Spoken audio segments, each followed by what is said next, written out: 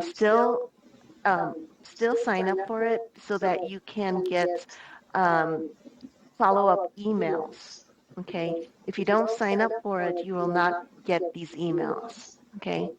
Um, so, and like I said, keep in mind that this webinar is going to be a combination of other Python courses. Okay. And I'll do my best to tell you version 1, version 2, it's the same thing as version 4 and 5 and C859. Okay. Um, Now, Python does offer some powerful mathematical capabilities, and you can obtain these calculations of these problems using more advanced mathematical operations as listed in 3.9.1. Um, so we're going to get into um, the built-in math module, which provides various mathematical functions, and these functions can be accessed by using the dot operator after the import math module. Okay, so just remember that if you need to use any of these methods, you have to use the math dot. So math.log, math.exp, and so forth. Okay, um, so if you take a look at this POW function in this table. It provides a similar description to what you can see um, in this table 3.5.1. Um, so when you're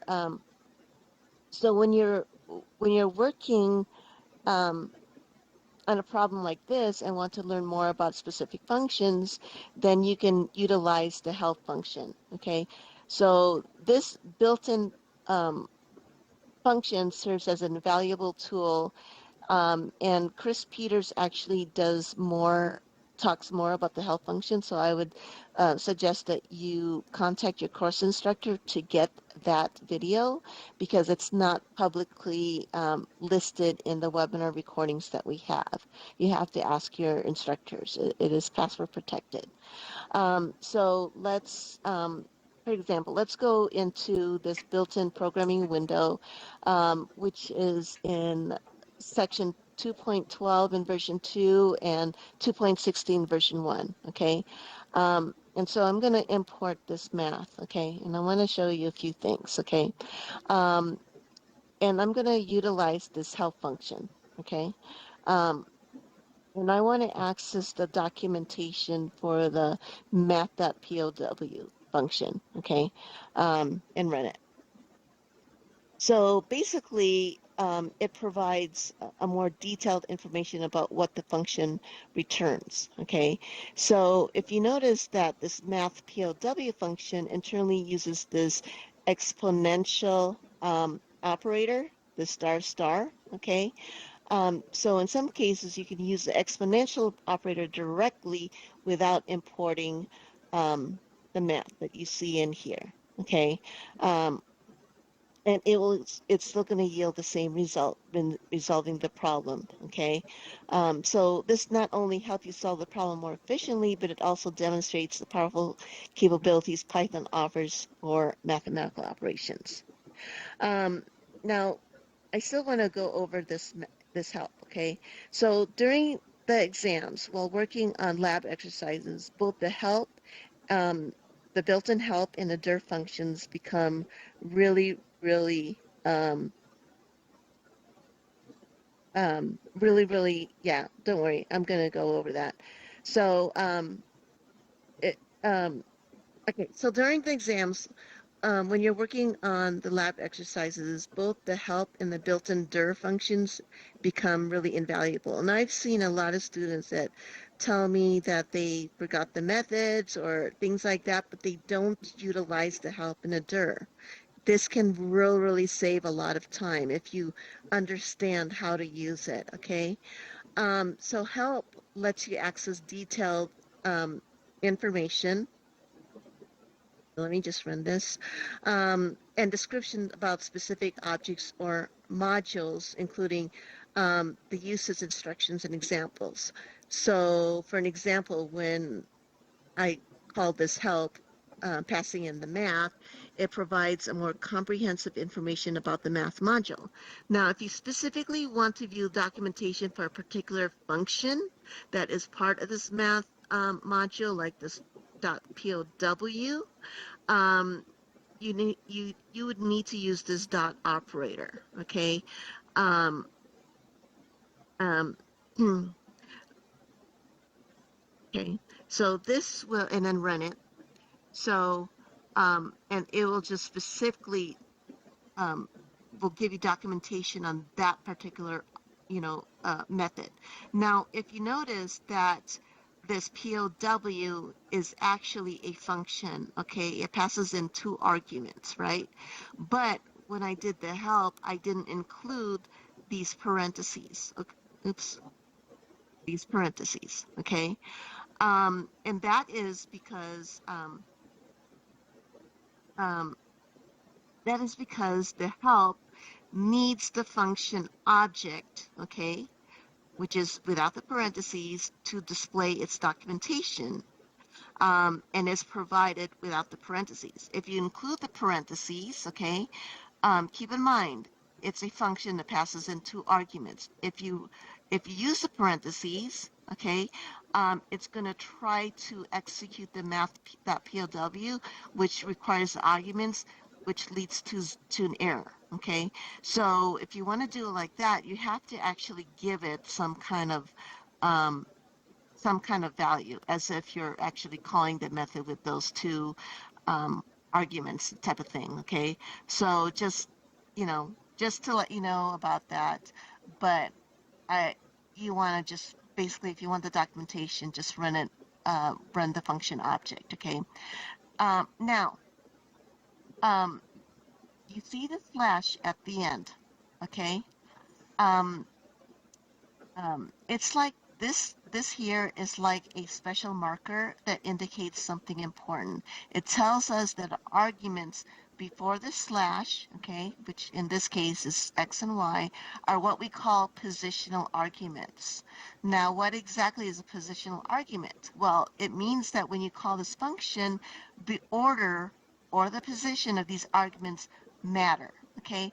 They must be provided in the exact order specified in the function's definition. So this slash is like a clear signpost saying, hey, these are the positional arguments and their orders is crucial when calling this function.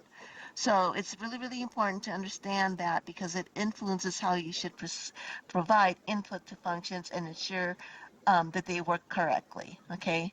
So if you're using, like going in here, it says here x to the power of z, and you use that POW, okay? You need to do x comma y, okay? I mean x comma z, not z comma y, because because then you're saying z to the power of x, and what you want is x to the power of z. Okay, so that's why the order does matter. Okay, all right. So let's go ahead and continue with this. Okay, now, all right.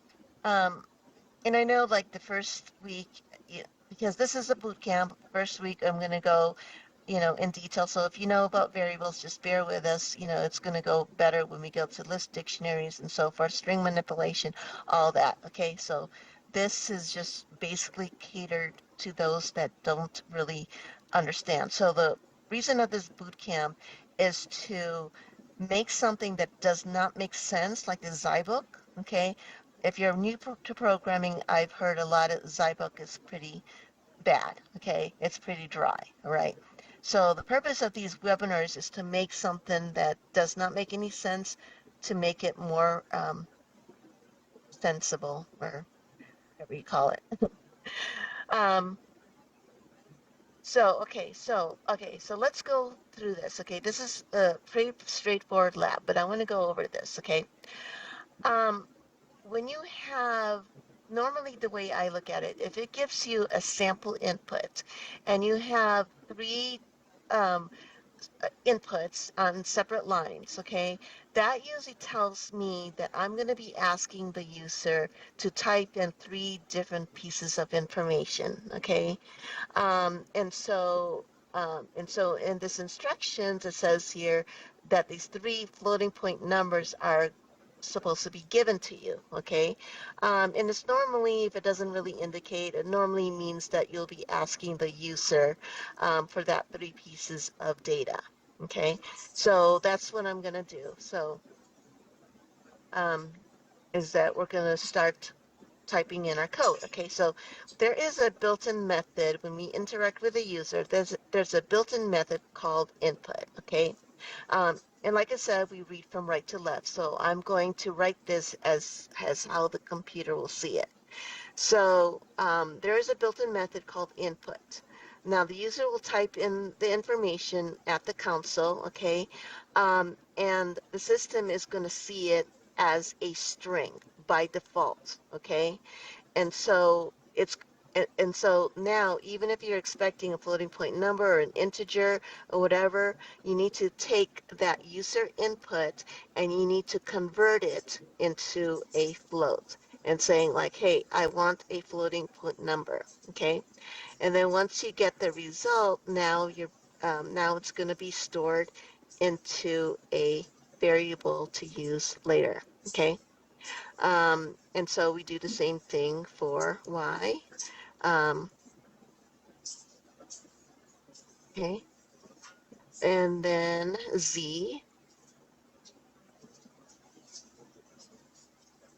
Okay, so oops.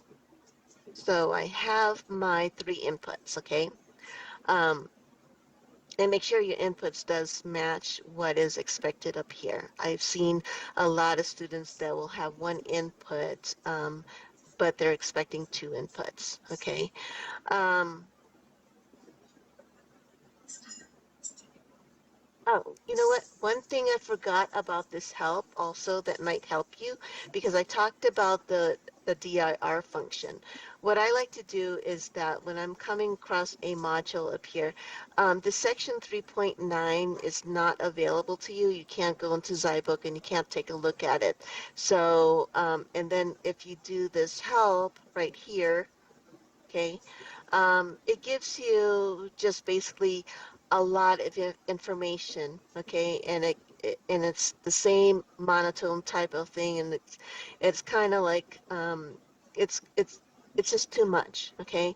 So what you can do is that you can use this built-in dir, but when you use this built-in dir, you need to wrap this into a print function, and then you can just basically run this, okay?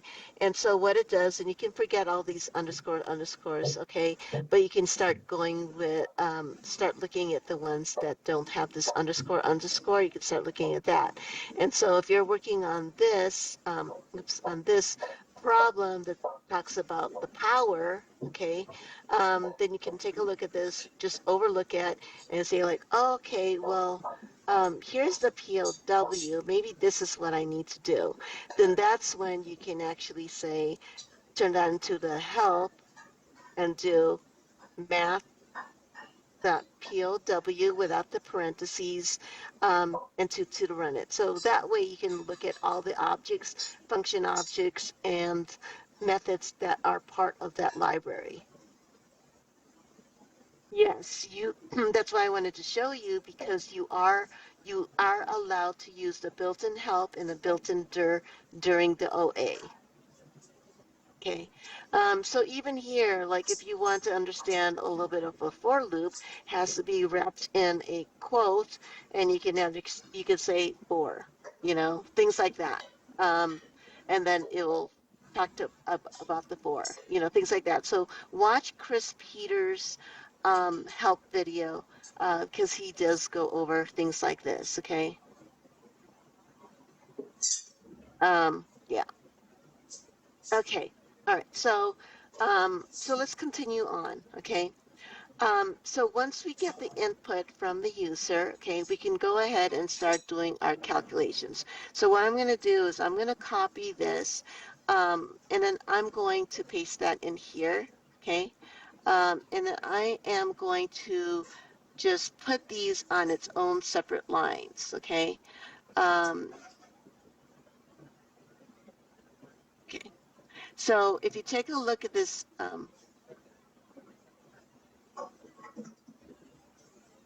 uh, yes, Chris Peters' videos is password protected. And at the end of this webinar, I can actually put it in the chat, the video, the link to the video and the password. Okay.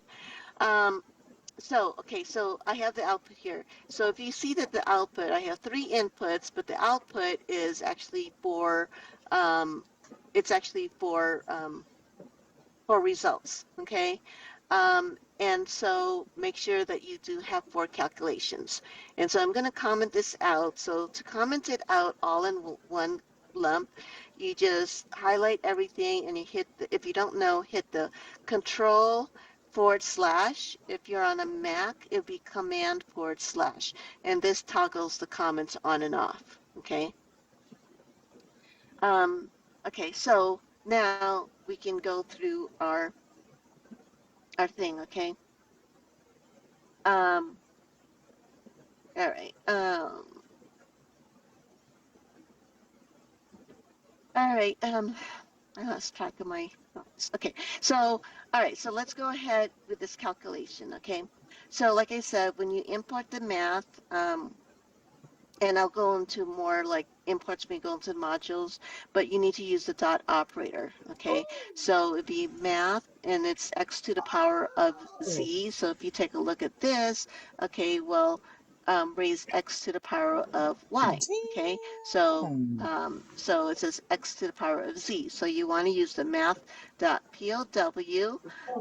It passes in two arguments. So you can see here, passes in two arguments in that kind of syntax. So it'll be x to the power of z, okay? Now this one says x to the power of, so it'll be math.pow, and the same thing. So it's going to be x as the base, and then it says to the power of, and then y to the power of z. So you're going to be doing another math.pow as the second argument with y comma z, okay? Um, Now this one says absolute value of x minus y, okay? So if you take a look at this table, here's the absolute value, which is fabs, and it passes in one argument. And then so it'll be math dot fabs, and it passes in one argument, which is going to be x minus y, okay? And then here is the square root. So the square root, if you take a look at this, square root passes in one argument, then you do math.sqrt, and it's a square root of x to the power of z, so you're going to have to do the math.pow and an x to the power of z, okay? And then once you're done with the calculations, then you can go up and you can print it just the way they want you to print it, okay? And they gave you like the print.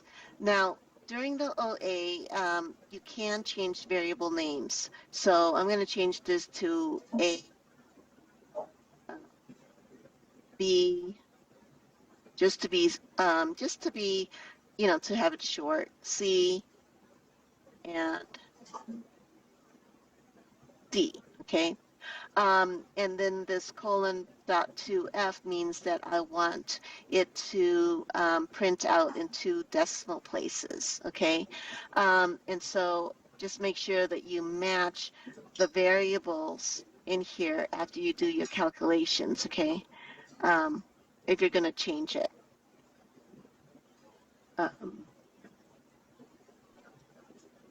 C equals, and then D equals, okay?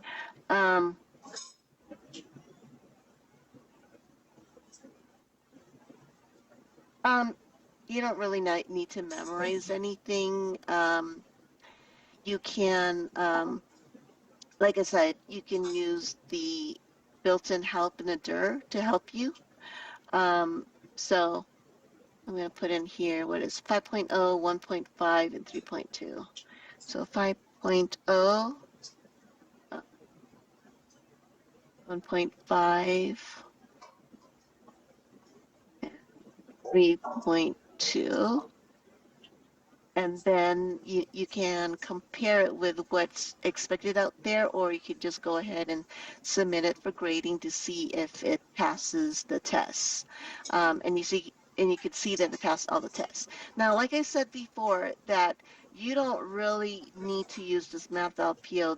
You can actually go and use the exponential operator, which is the star star, so it will still yield the same result. Um, but really be careful with that, okay? And for the labs, it's okay, but for the OA, it might not be. Because the OA is going to go through a little bit more stricter unit tests. Okay, so if you see that these are going through different unit tests, okay, and if you're in version 1, these unit tests are not going to be visible to you. It happens behind the scenes. So unfortunately, if you fail one unit test, the entire question is marked incorrect. Okay, so failing a unit test could be possibly that if you have like an import math, and you're not utilizing any of the math functions, like you're solving it just the regular way, without using .fabs or .square root or .pow at all, um, then it could fail the unit test. Okay, so there's a reason why you have this import, because they want you to actually use the methods of that. Okay.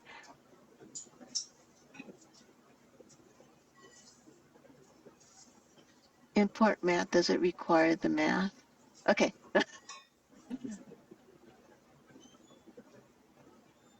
No, no. Well, okay. So when we go into the imports, you'll understand, we'll go into that a little bit later. But yeah, you have to use, if you're going to import math, you have to use the math dot.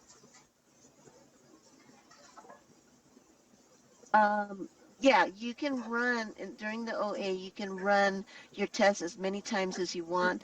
Just don't hit the final submit. And I think the final submit would be at the end. I believe that's how it is. Like you go through each question, you answer it, you run it, and then you go to the next question, you run it, and then I think when you're all done with answering all 15 questions, I think there's like a final submit at the end. I think that is. I haven't taken the OA, so all right. All right. So I want to go over. I want to go over division. Okay. Um, Especially the floor division. All right, so I believe in version 1, I think in version 1 you have 4 hours. I don't know if version 2 is 3 hours. So, but version 1 you have 4 hours, and I think in version 2, I teach 4 Python courses, so I get confused. Okay, so in version 1 you have 4 hours to take it.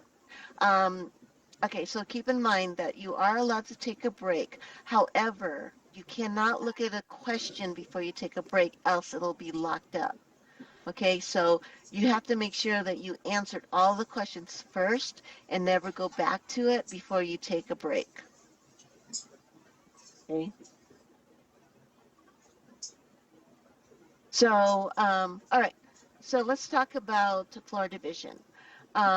So Python provides 2 important operators for working with division, which is floor divisions and modulo. Okay, so these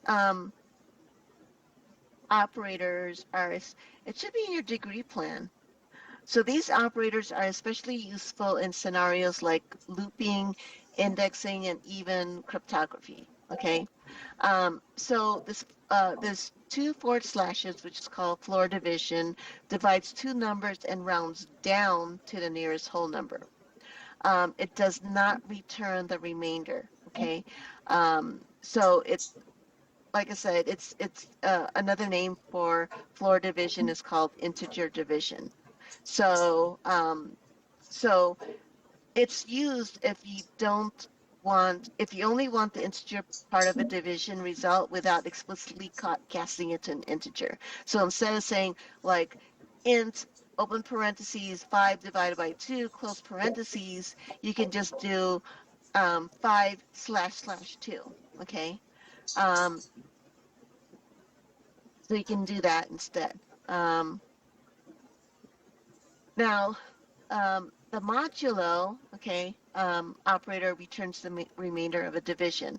So it helps determine divisibility, and it cycles through values or perform arithmetic calculations as what you're going to be doing in lab uh, lab 20.2 if you're in version 2, or if you're in version 1, it'll be 2.20,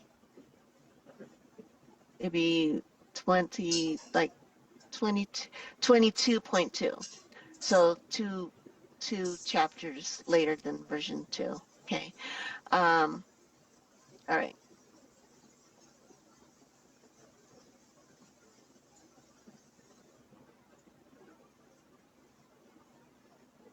All right. So, okay. So let's talk about rounding. Um, numbers in Python. Okay, so there are three different ways to do that, and I'm going to explain each one of them.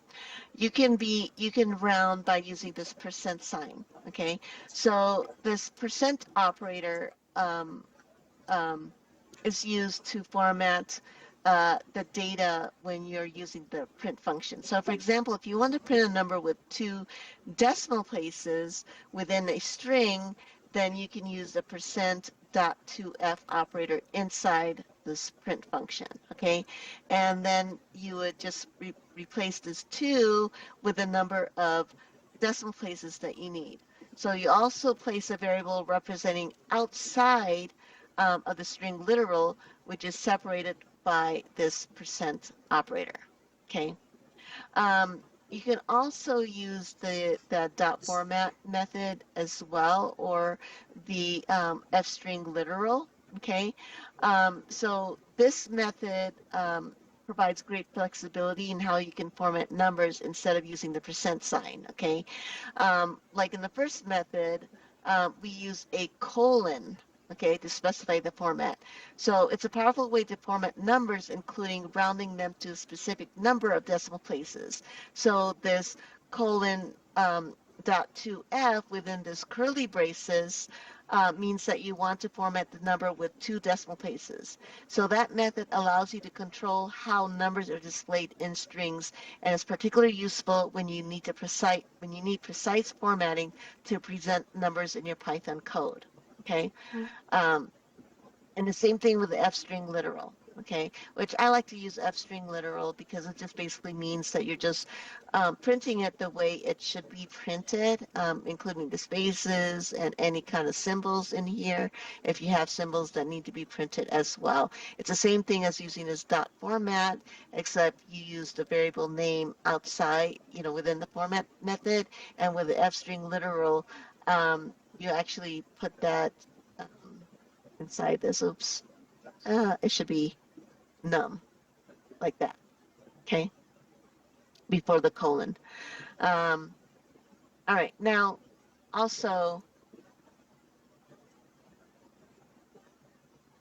this is just the format. Okay. This is just formatting it to two decimal places.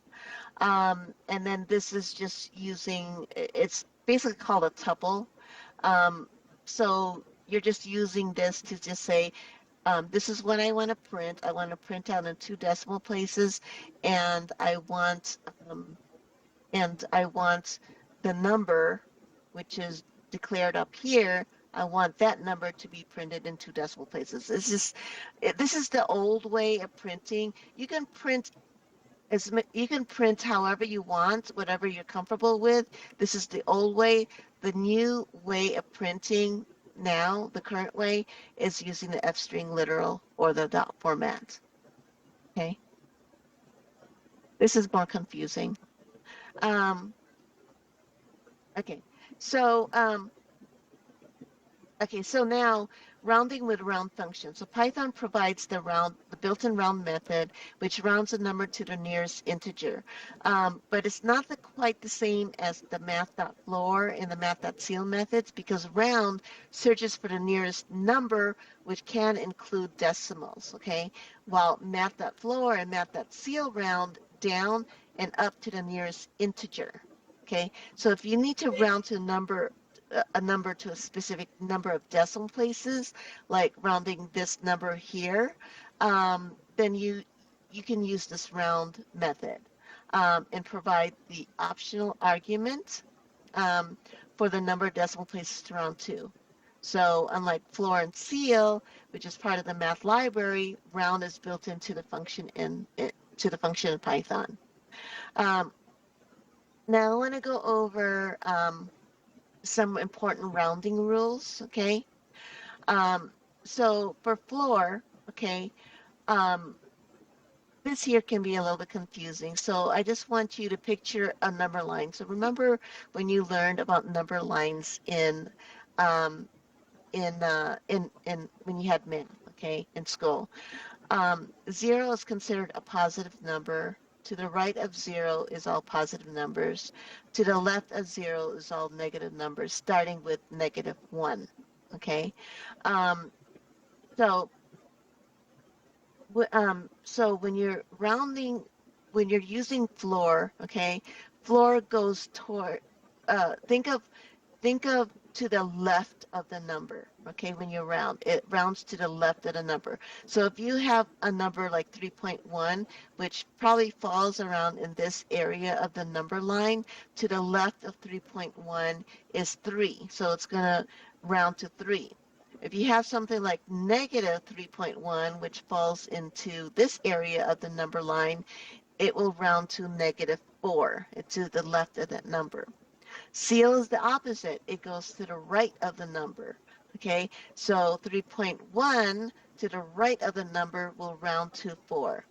-3.1 to the right of that will round to -3. Okay, now round implements a type of rounding called Banker's rounding.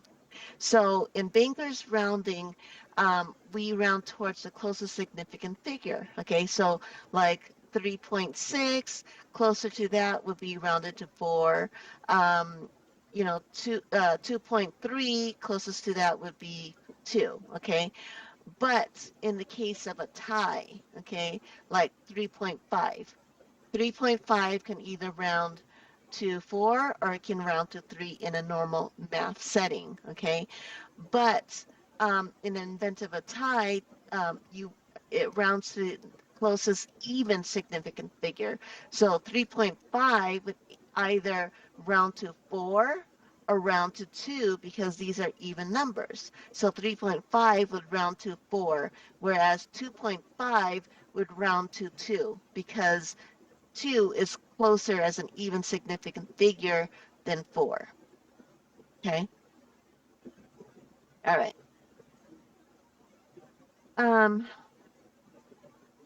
All right. So let's go ahead and is there anything else? Yeah. Okay. So let's go ahead to the next chapter.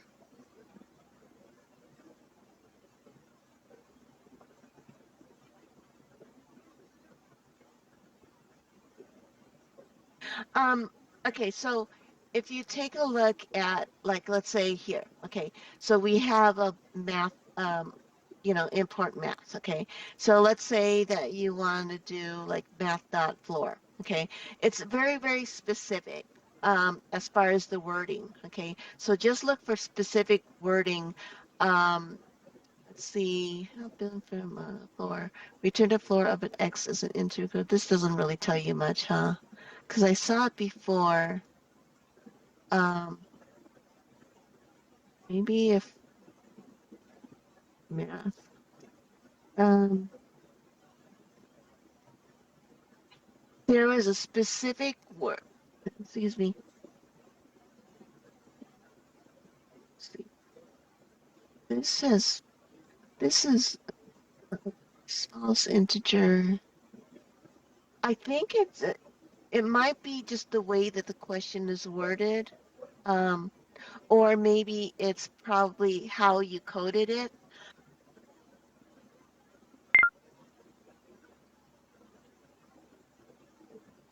Remove the math and help, like just do the help like this. It will probably give you the whole entire help document. So it'll be just the same as if you ever looked at docs.python.org, it's just like the same as going through this and just, searching through that document. It's the same as all of this, except that you're not allowed to use this python.math.orgs. And it's just the same type of ugly type of the way that it's displayed. Like this is more pretty because it's more colorful, all this. Um, and let me see if it says math.floor, because I thought I read it somewhere. Floor. Um, Python.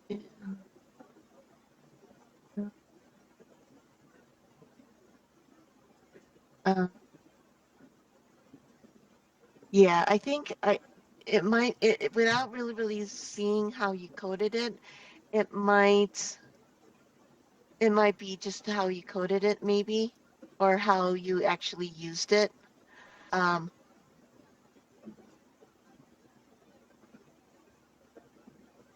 yeah. So what was I gonna say? Um, oh, I forgot. I forgot what I was gonna say. Um, okay, so let's go over to the next section in chapter 4. Let me minimize that and minimize this. Okay, let's go over chapter 4. So, um, all right. So some of the fundamental concepts, this is like some of the most fundamental concepts in Python. So we always think that if you can learn the basics in Python, you should be able to solve any problem. Okay, and that's what we're going to be doing in this boot camp.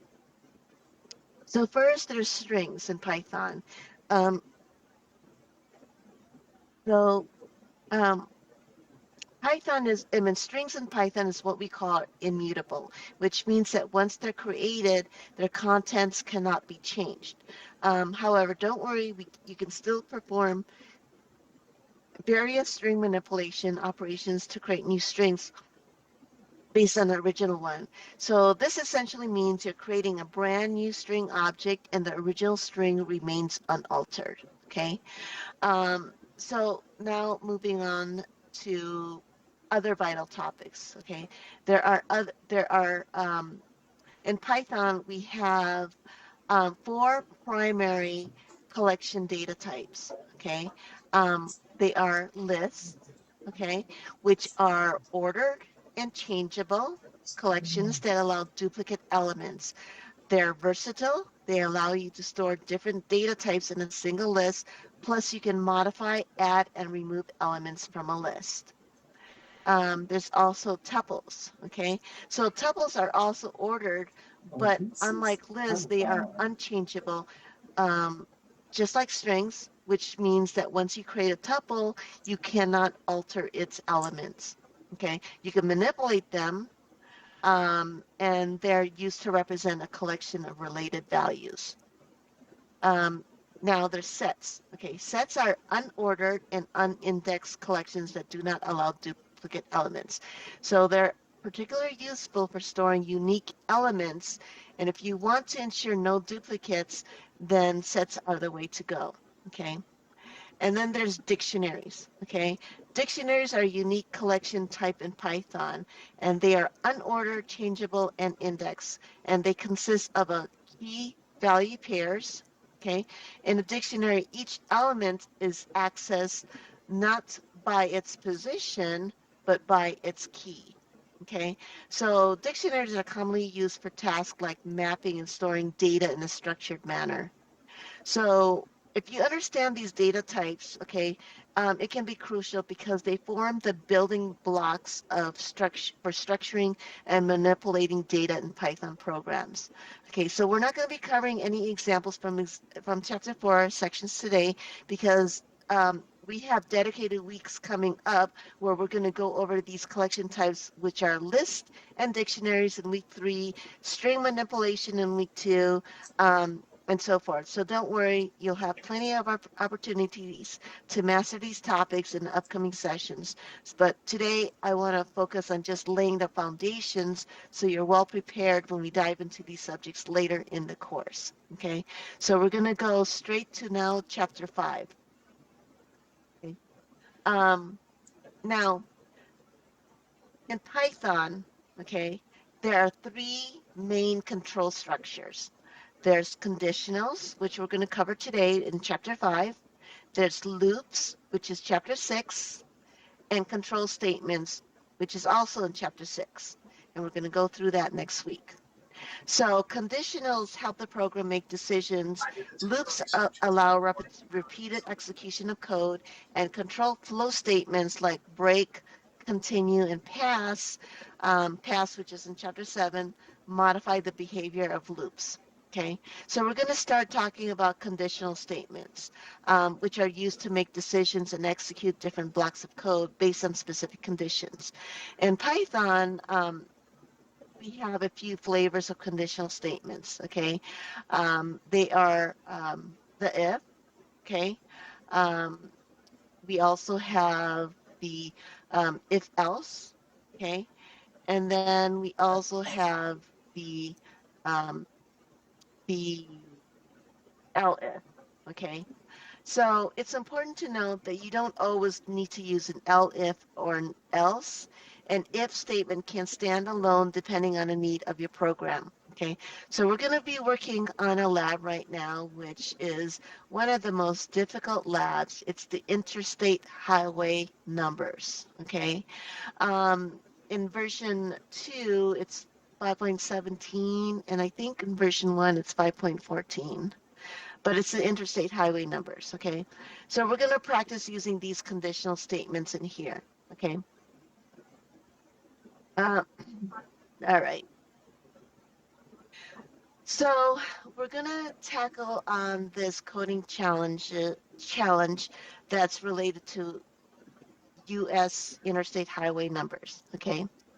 Um, if you did it alone, kudos to you. um, so these highway numbers are numbered in specific ways, okay? Um, the primary U.S. interstate highways are numbered from 1 to 99, okay? And then if you have odd numbers like 5 or 95, they generally indicate highways that run north or south, and then even numbers like 10 or 90 would go east and west, okay?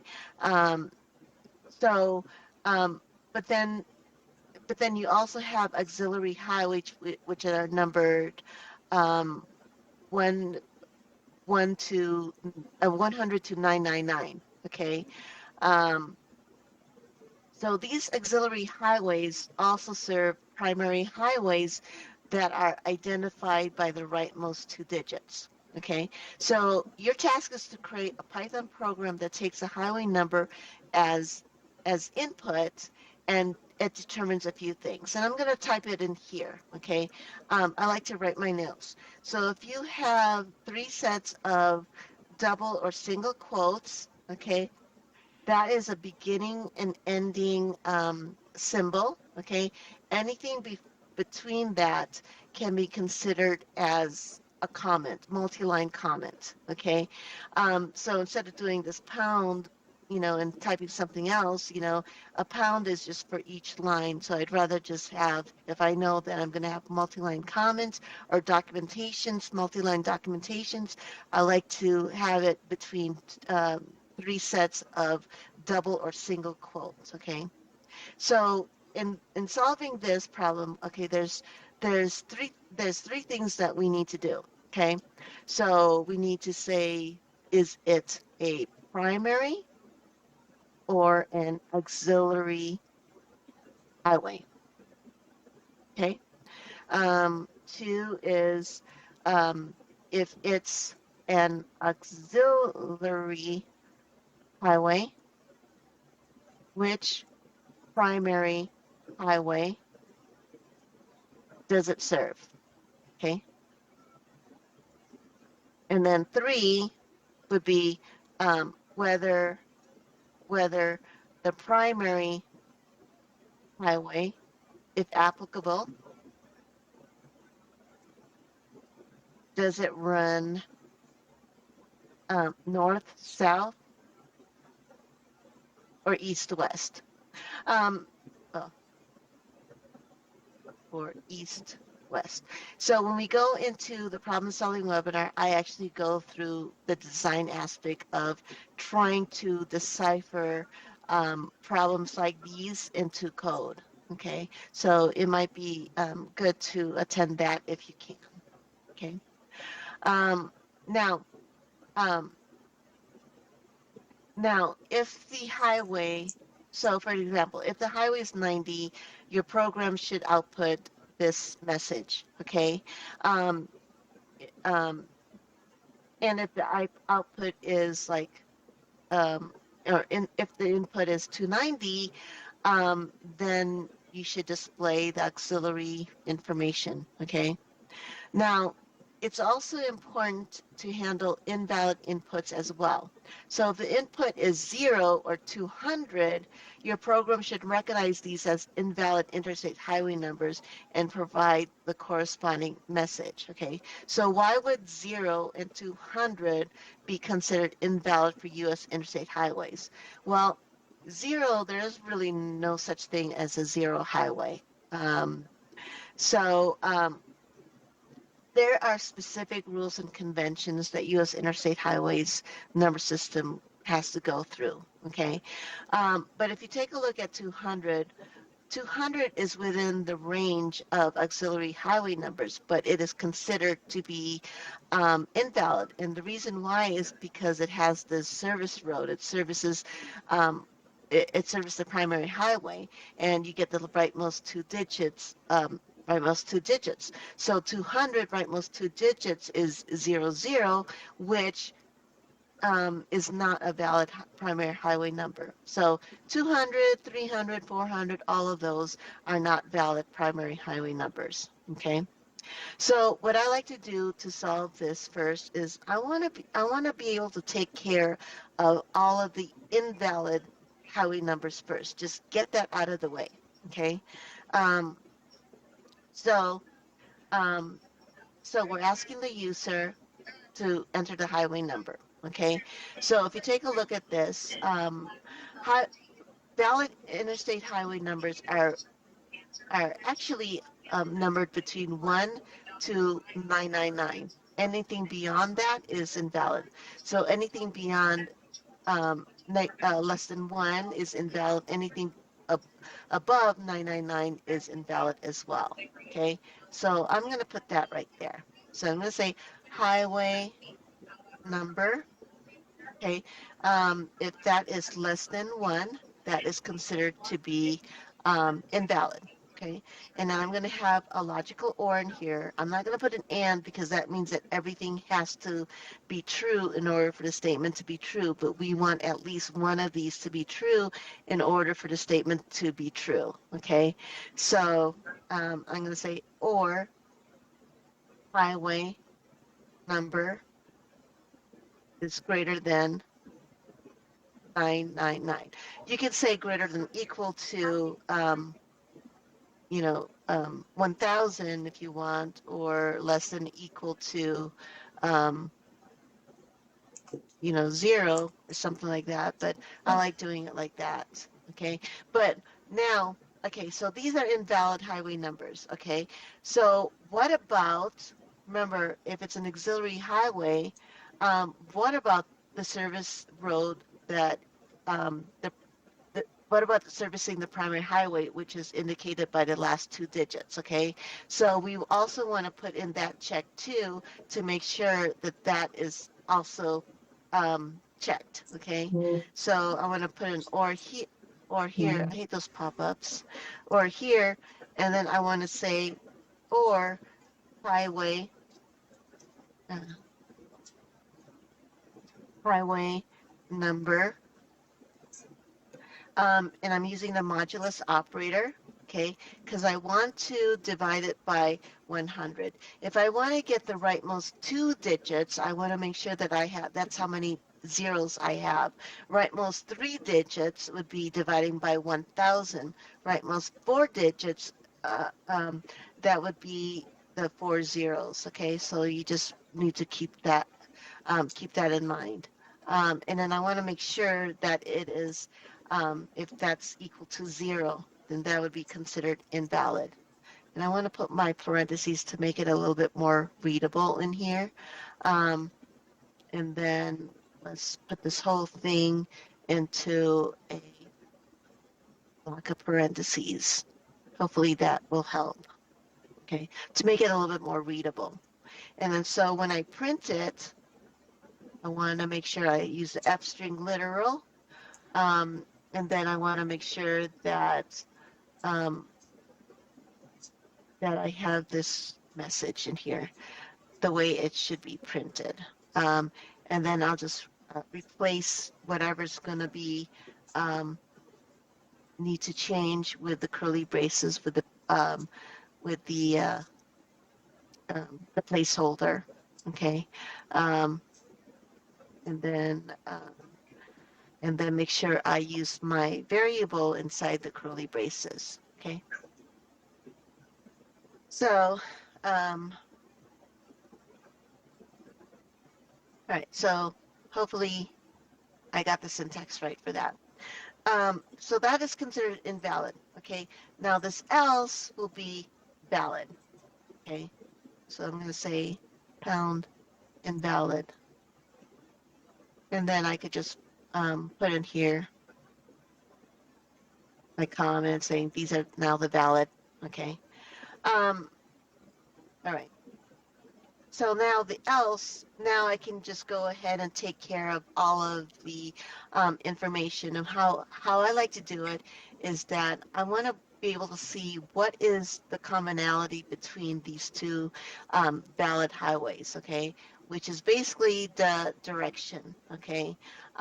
Everything else will be kind of if it's auxiliary, it has the service road as well, okay? So what I want to do is I want to actually parse this, and I want to just go through each one and parse it the way it should be printed, all right?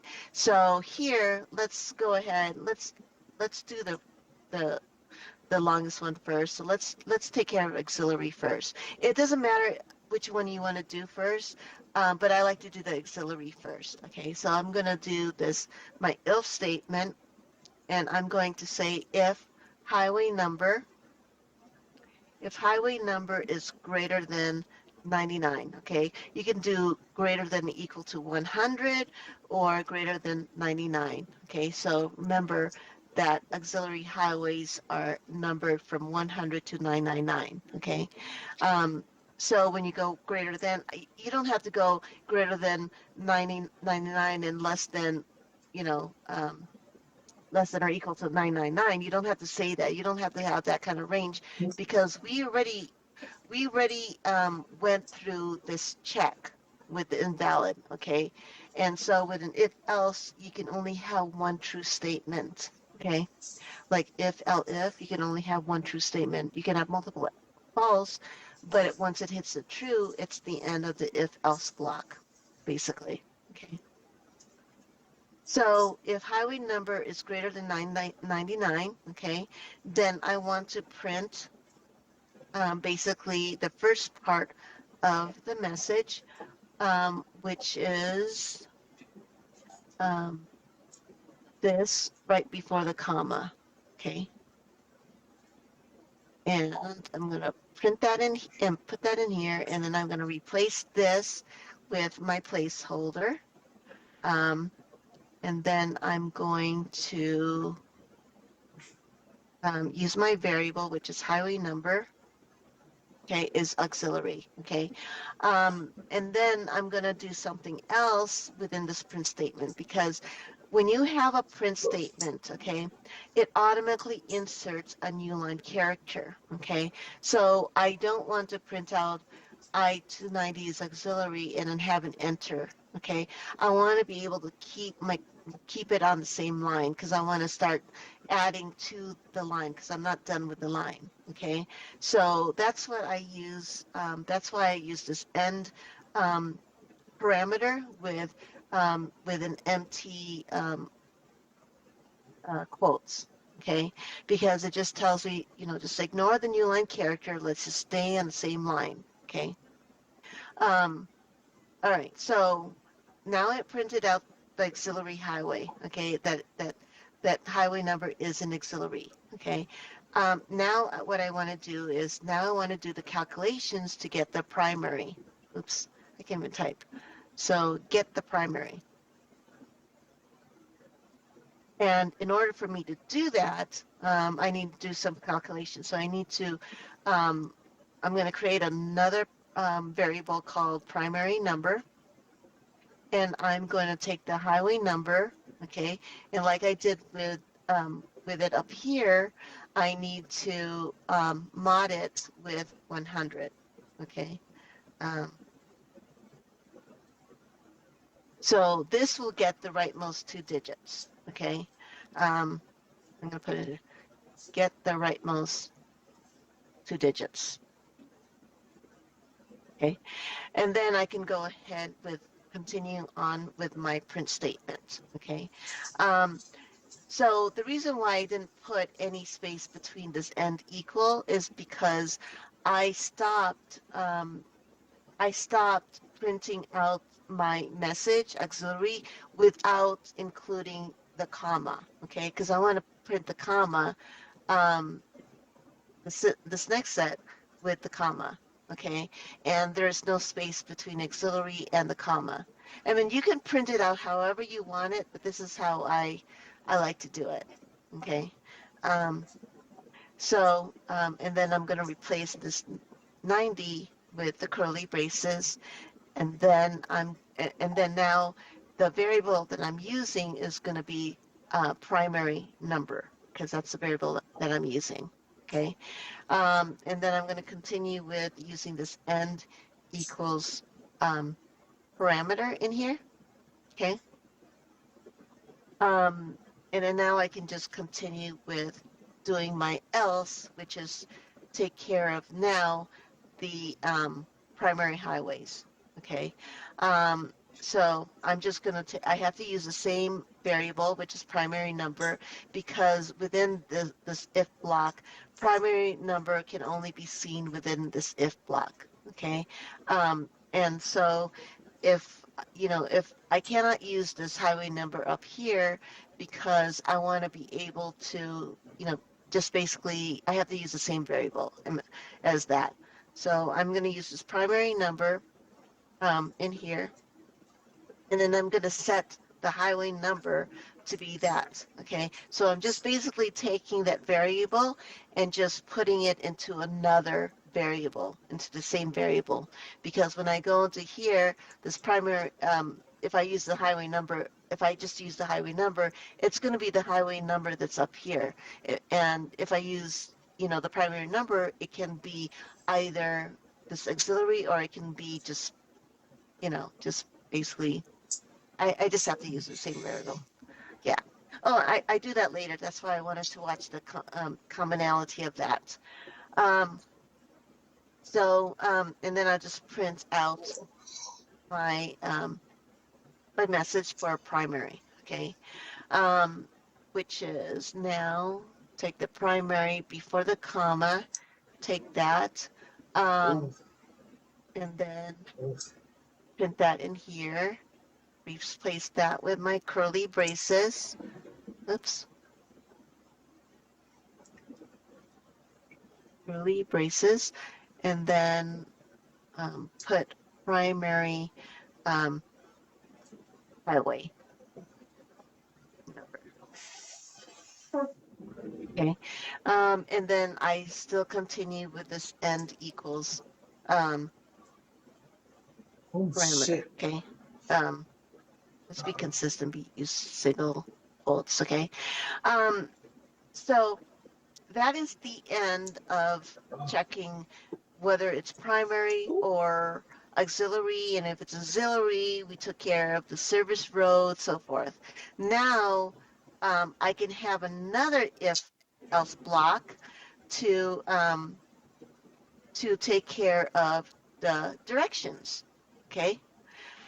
So I can say if, and that's why I wanted to have, the this variable, because now I can say if primary number, okay, if that, because I want to be able to check to see if it's even or odd number, so I'm going to use the mod operator.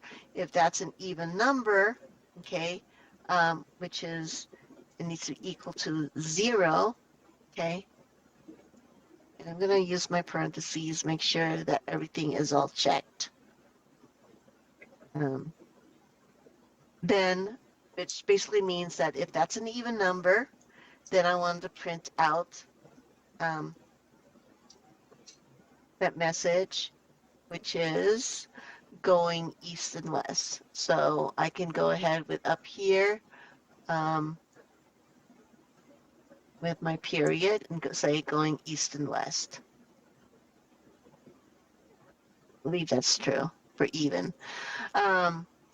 So this is even. And then my else is basically going to be the odd.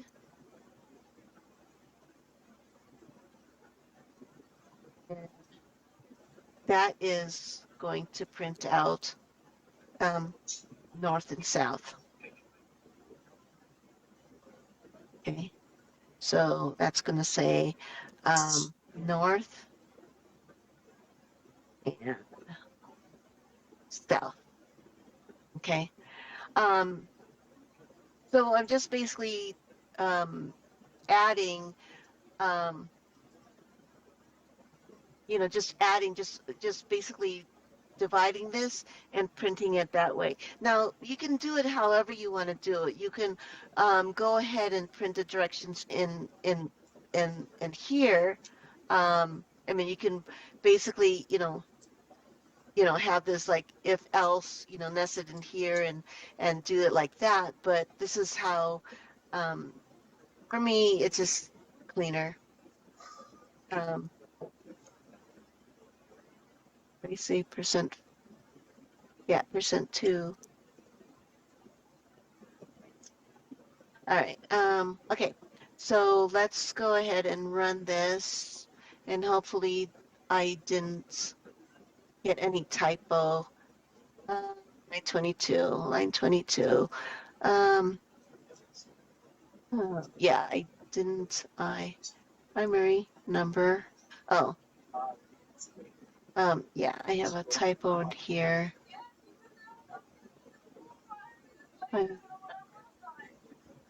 Is primary. How did I get that? Yeah, primary. Okay, let's run that again.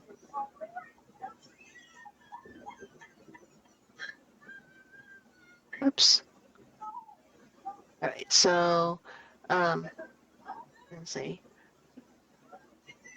Let's use 90. Oh,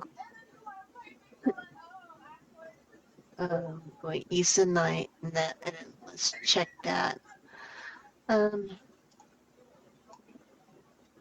Hopefully, okay, so I got an error somewhere.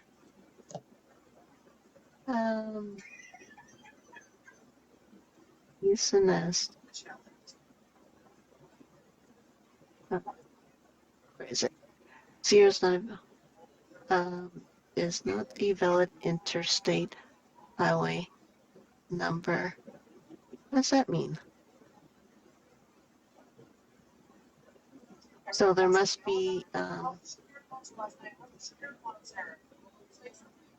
okay, blank space at the end. All right. Oh, okay, right here. Okay, thank you. Okay. All right, so let's run this line again.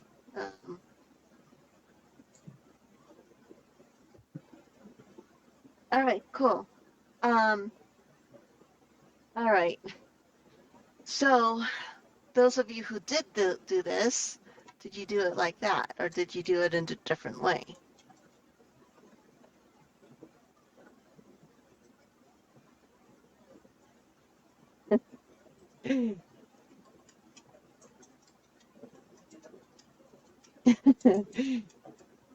All right, no problem. Okay, so basically in a nutshell, we just unveiled the inner workings of how we decipher and classify U.S. interstate highway numbers. So we've mastered the art of converting input into numbers, identified valid and invalid highways, and gracefully determined their type and directions. So now just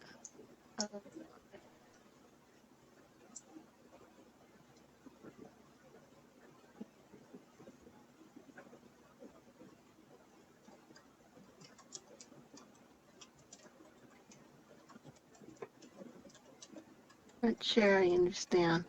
But anyway, so I mean, just keep in mind, we're all like beginner programmers, right?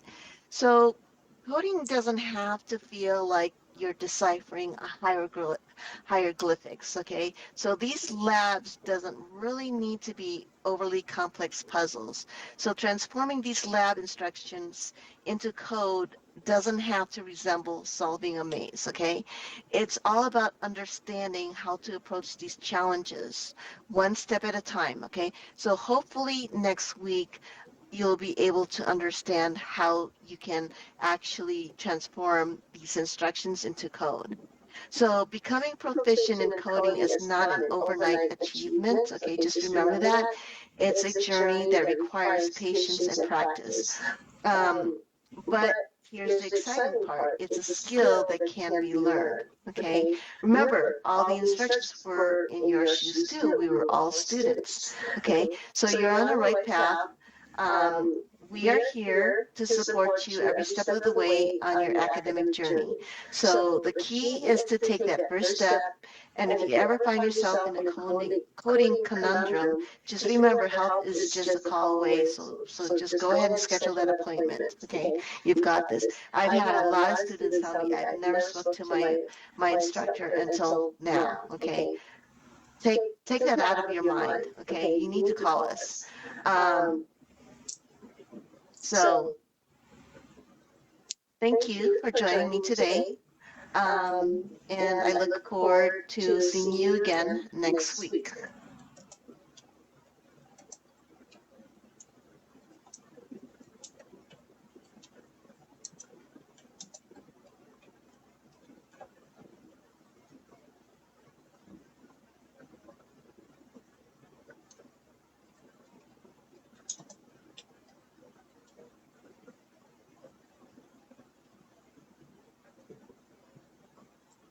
Text or anything. All right, baby.